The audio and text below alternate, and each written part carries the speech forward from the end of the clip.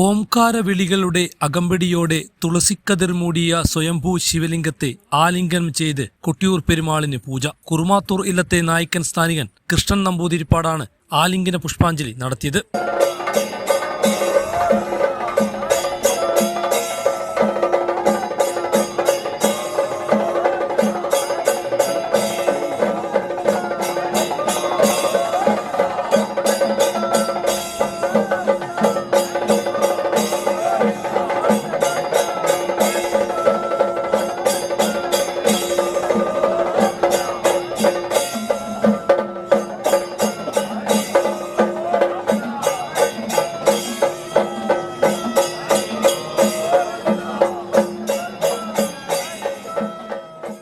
ചൊവ്വാഴ്ച രാവിലെ കുണ്ടേൻ ക്ഷേത്രത്തിൽ പ്രാർത്ഥനയ്ക്ക് ശേഷമാണ് സ്ഥാനികൻ അക്കരെ കൊട്ടിയൂരിലെത്തിയത്. തേടൻ വാര്യരുടെ നേതൃത്വത്തിൽ സ്വീകരിച്ച് ആനയിച്ചു. സ്ഥാനികൻ തറയിൽ കയറിയതോടെ വാദ്യങ്ങളും ഓംകാരവിളികളും അക്കരെ സന്നിധാനത്ത് മുഴങ്ങി. തുളസിക്കതിരുകൊണ്ട് പൂജ ചെയ്ത ശേഷമാണ് നമ്പൂതിരിപ്പാട് സ്വയംഭൂ വിഗ്രഹത്തെ ആലിംഗനം ചെയ്തത്.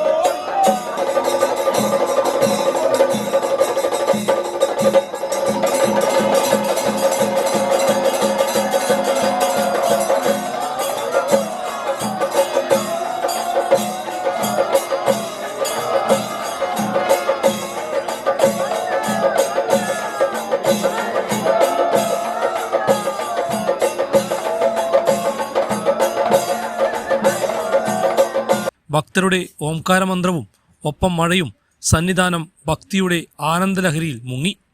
പുഷ്പാഞ്ജലി കഴിഞ്ഞ് കുറുമാത്തൂർ തറയിൽ നിന്നും ഇറങ്ങുന്നതുവരെ വാദ്യം തുടർന്നു. ദക്ഷനാൽ അഭിമാനിതനായി യാഗാഗ്നിയിൽ സതീദേവിയുടെ ദേഹത്യാഗത്തെ തുടർന്ന് ഗോപിതനായി മുച്ചൂടും മുടിക്കുന്ന പരമേശ്വരനെ മഹാവിഷ്ണു മുറുകെ കെട്ടിപ്പിടിച്ച് സാന്ത്വനിപ്പിച്ച് താപം ശമിപ്പിക്കുന്ന പുരാണ സന്ദർഭത്തെ അനുസ്മരിപ്പിക്കുന്നതാണ് ആലിംഗന പുഷ്പാഞ്ജലി. രോഹിണി ആരാധന നാളിലാണ് ആലിംഗന പുഷ്പാഞ്ജലി നടക്കുക. ആരാധന ദിവസമായതിനാൽ ഉച്ചയ്ക്ക് പൊന്നിൻ ശിവേലിയും ഉണ്ടായിരുന്നു. ഇതോടെ കൊട്ടിയൂർ വൈശാഖ മഹോത്സവത്തിലെ ആരാധനകൾ പൂർത്തിയായി. 3 വർഷത്തിനു ശേഷമാണ് അക്കരെ കൊട്ടിയൂരിൽ ആലിംഗന പുഷ്പാഞ്ജലി നടക്കുന്നത്. തിരുവാതിര ചതുശവും തൃക്കൂർ അരിയളവും ജൂൺ 26 നടക്കും. ജൂൺ 30 മകന്നാളിലാണ് കലം വരവ്. അന്ന് ഉച്ചശിവേലിക്ക് ശേഷം സ്ത്രീകൾക്ക് അക്കരെ കൊട്ടിയൂരിൽ പ്രവേശനം ഉണ്ടായിരിക്കുന്നതല്ല.